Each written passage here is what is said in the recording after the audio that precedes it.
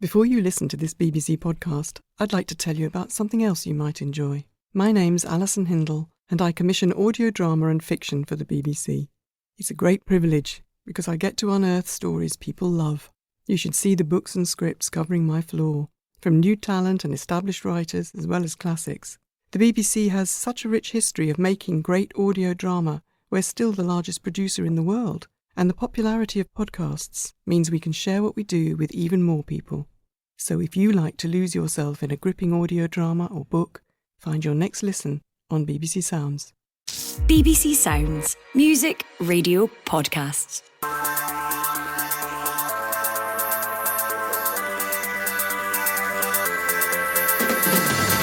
Hello, I'm Jane Lewis, and this is the Scottish Football Podcast, bringing you all the news, views and analysis you need. It's Friday, the 23rd of August, and here's what's coming up today. It's a good ball in. Oh, it's gone in the last seconds of the game.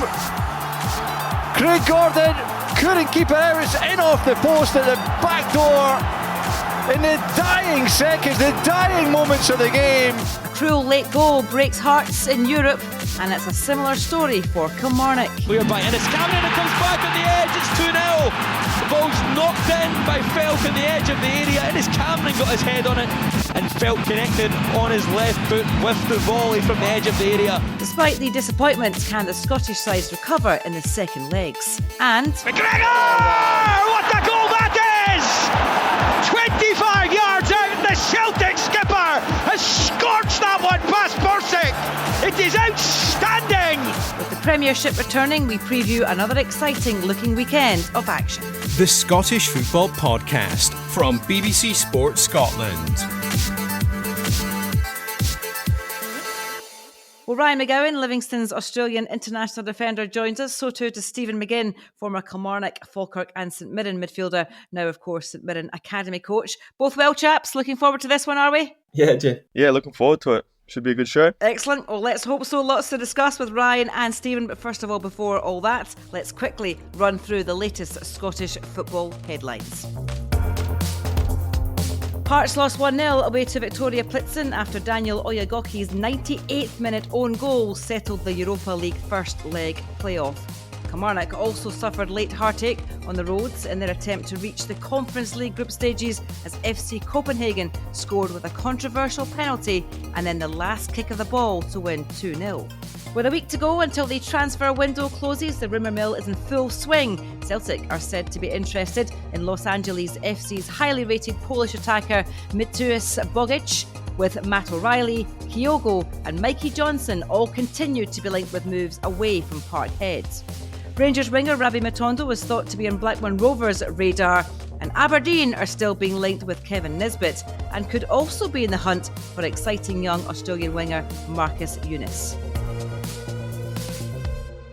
Well, let's start in Plzen, shall we? A late own goal. Stephen, no one likes to see them, especially when it's against your side. How tough will that one be for Stephen Naismith and his side? Yeah, brutal way to finish the game. And because the game's so close, you expect the game at Tynecastle to be as close again. So it's going to be a tie of fine margins. And you think you've got out of there with a really credible scoreless draw. The way the goal goes in as well, I think it will sting Stephen Naismith. Preventable goal, but a lot of positives to take. I thought it might have been a tougher night for Hearts than it was. A narrow defeat's obviously not a disaster, so I think it's still a winnable tie and a massive chance to get into the Europa League. Ryan, what did you make of their performance? Because they had their chances, didn't they? Shankland and Vargas had a couple of efforts. Yeah, I agree with Stephen. I thought overall, I didn't think they were as good as I was expecting them to be. I don't know if it was an off night or if it was that's just kind of how they are. So I think Hearts will be pretty disappointed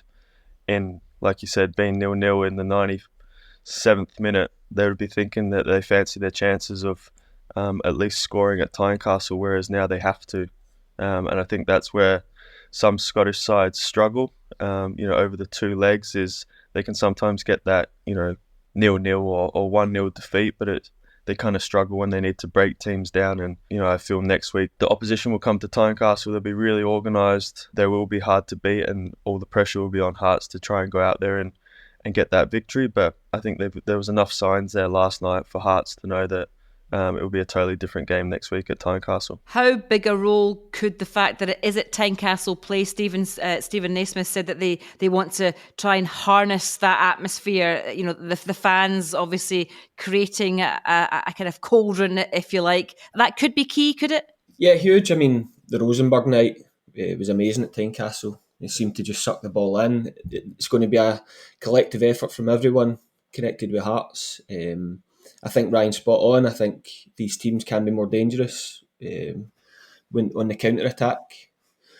And Hearts at some point, because of that late goal, are going to have to commit bodies to try and get back into the tie and get that goal. So I think probably the one surprise in the game last night was Lon Shanklin not taking that chance. I don't think if Plzen give him up that chance again at Tynecastle, I think he scores it. So, as I said, there's plenty of positives. They've got history of the home crowd roaring them through a tie. So it's going to be a totally different night for the Hearts boys. And as you say, you can't let that goal linger, but it's a factor, and it gives the Czechs a chance to come over and use the counter-attack. Just a quick word on Craig Gordon. At 41, he's now Hearts' record appearance holder in European football. Xander Clark unable to play last night because he was injured. But Craig Gordon, he continues to impress, doesn't he? He's not giving up the goalkeeping gloves that easy, is he, Ryan?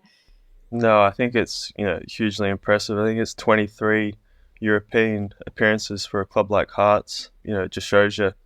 Like you said, he's 41, but it feels like he's been around playing for Hearts for 40 plus years, with his record. So all credit to him. I think he's an exceptional professional. And, you're not playing at the highest level in Scotland if you're not. So, massive credit to him. And, it just goes to show you that it was a good move from Hearts to give him that extension on his contract last year because, with Xander picking up an injury, they know they've got a top quality goalkeeper in massive games so early in the season for them to have. If Xander Clark is back fit, you would expect him though to play in the second leg though, would you, Stephen? Yeah, I would think so. He's a number one. The one thing I suppose you get a bit carried away with it. You're looking at the game. It was following the Kilmarnock game. You're looking at the Hearts result constantly, and the match has opened up for Craig Gordon to make that history. And as the game's going on, you're seeing save after save, and you're thinking it's kind of destined to be his night and the type of night that you could actually keep the jersey.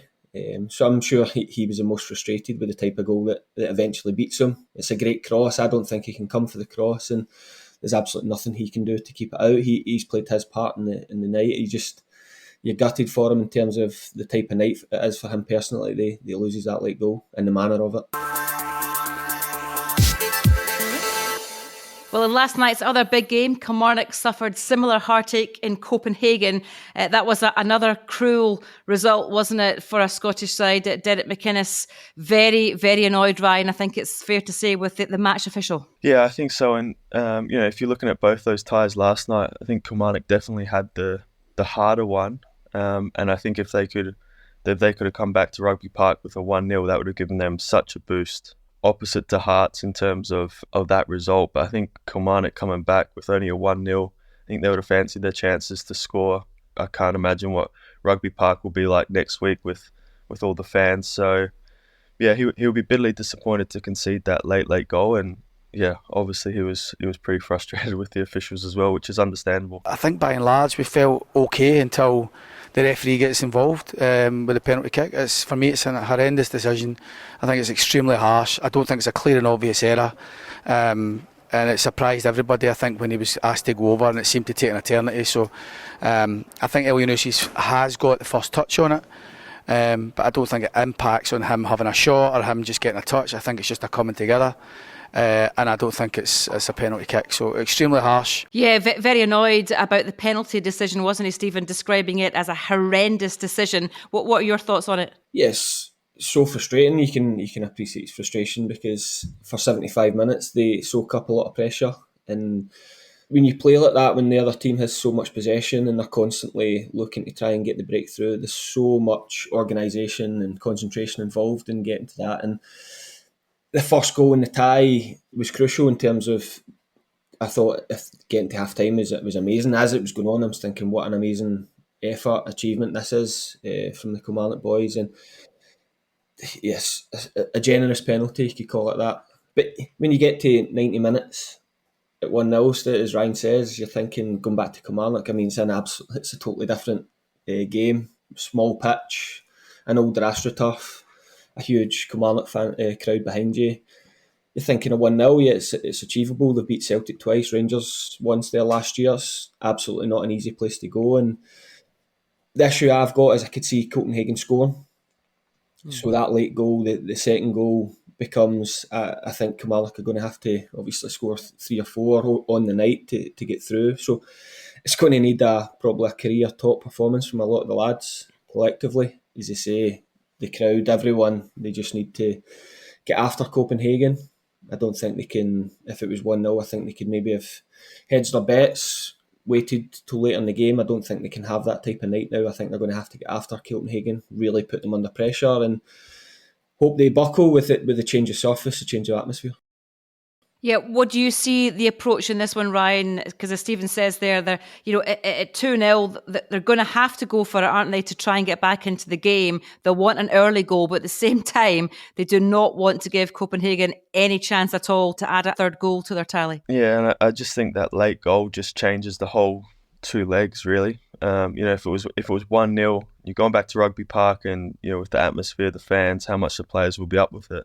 If you get an early goal, then Kilmarnock are red hot favourites to go through. Whereas now, they almost need that early goal, and then the whole game changes again, because they'll have to be a little bit more careful in terms of getting caught on the counter. So 2-0, it's not a 3 or a 4 where you're almost thinking that the tie's over. It is still 2-0, and at any goal at any point, I think 2-0 lead is super dangerous, especially in football. If it's 0-0 at Rugby Park and they score in the 80th minute, you're expecting them to then go on and score another one. So the mindset will have to be a little bit different in terms of, they do know that if Copenhagen score, it's like what Stephen said, it is almost game over, but they will fancy their chances of scoring. How many they score next week and how many they concede is probably the biggest question.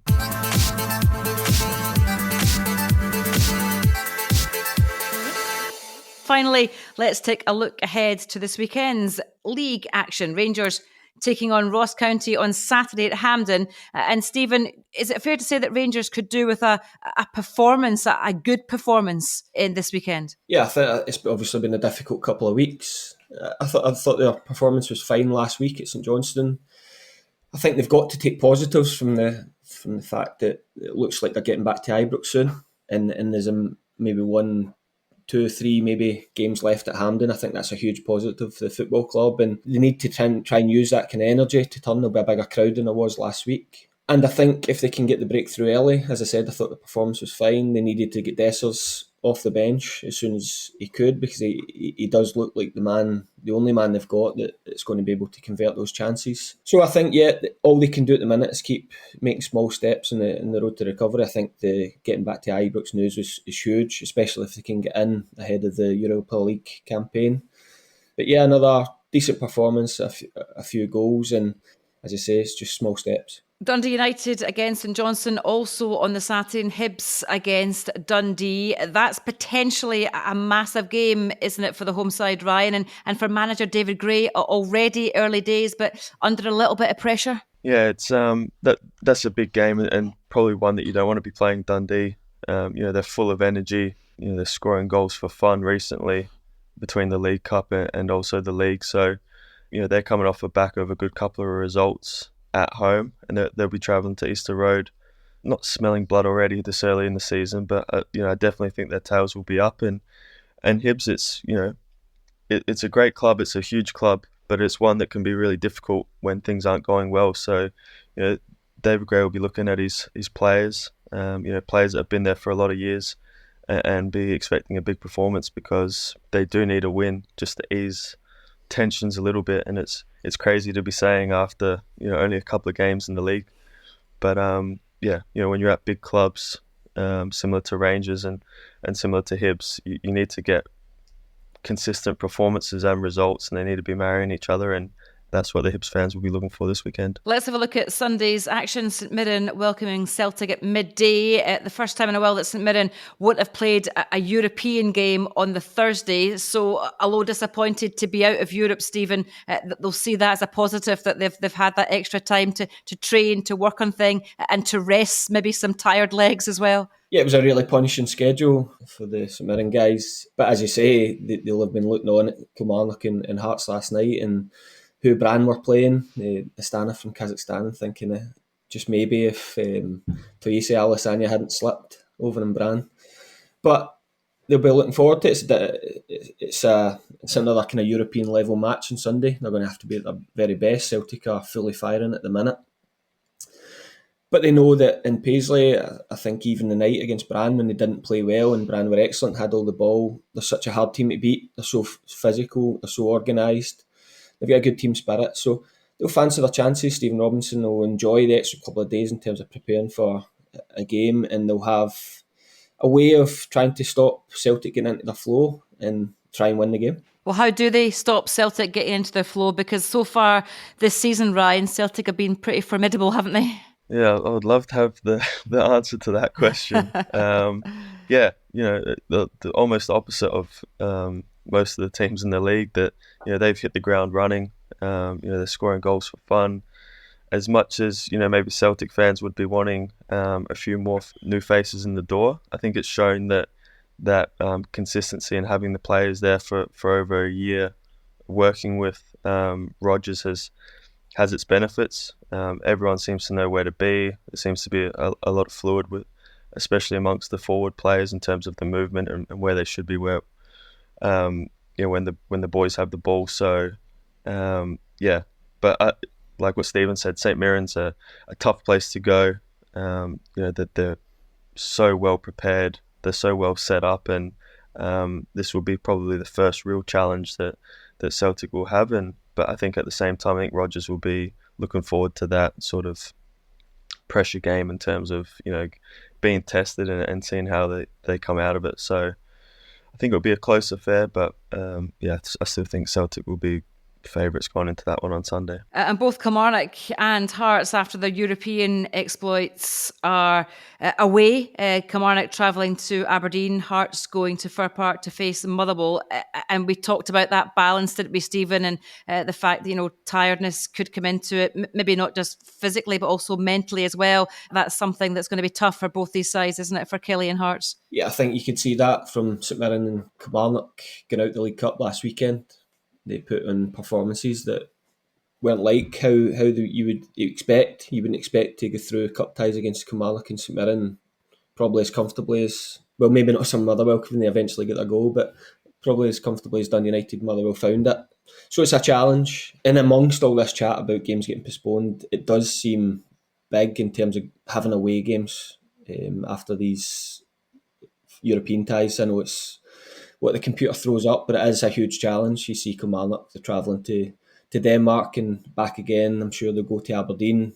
They'll get into Kilmarnock at some point in the early hours this morning. They'll travel up to Aberdeen tomorrow afternoon. So it is gruelling. It's something that players aren't used to. Even Rory McKenzie mentioned it. He's been at the club a long time, and it's the first time he's had real experience of, he called it being a real footballer, where you're doing the travelling on the Wednesday, you're doing the travelling again on the Saturday. So it's a huge challenge, but they don't want to be losing distance in the league. That second goal the other night against Copenhagen, I don't think absolutely puts them out, but I'm sure it will maybe change Derek McInnes's mind and one or two of the players and maybe plays on Sunday. What have you made of Aberdeen so far this season, Ryan? Jimmy Teeling looks to have given the club a bit of an injection of life, doesn't he? Yeah, I think so. I think it was definitely needed after last season. I thought they were really poor, for a club of that size and the players that they had on their books. I don't think that the players or the club performed to the levels that the fans expected, and it was important for them to get off to a good start to the season, and that they've done that. And they must be licking their lips at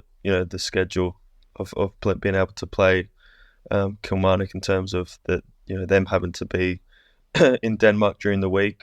So yeah, they'll be looking at that as a big opportunity for them to get another 3 points on the board. And like what we touched on, because it's so early in the season, it can work one or two ways. If you pick up a few wins, it can breed that confidence that was so sorely lacking last year, and really springboard them into performing at a level that they want to be, and almost being the leaders in terms of the chasing pack. If Hearts drop points again, already it's maybe a 3-game swing for Hearts to catch Aberdeen, and that's what they'll be looking to do. And Ryan, it would be remiss of us before we let you go not to talk about the Championship, looking predictably competitive already. Your Livingston side take on Morton at home. How are you feeling ahead of that one? Confident? Yeah, confident, but it's like you said, it's a hugely competitive league. I think no one will be wanting to bet on this league this year. I think in terms of it's so close to call.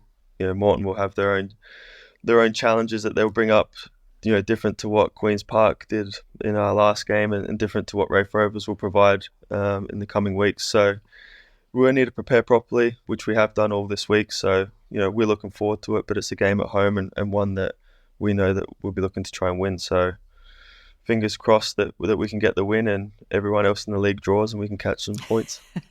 Yeah, good luck with that one. That's all we've got time for this latest edition of the podcast. Many thanks to Ryan McGowan and Stephen McGinn, and thank you very much for listening as well. Remember, Sports Sound on BBC Radio Scotland will have all the live action across the weekend covered for you, and Sports Scene will bring you the highlights on Saturday, Sunday and Monday evenings. And of course, we'll be here with a new Scottish football podcast every day. So to be sure not to miss out when new episodes are out, subscribe on BBC Sounds and have your push notifications turned on in your phone. That's it from us though. Bye-bye.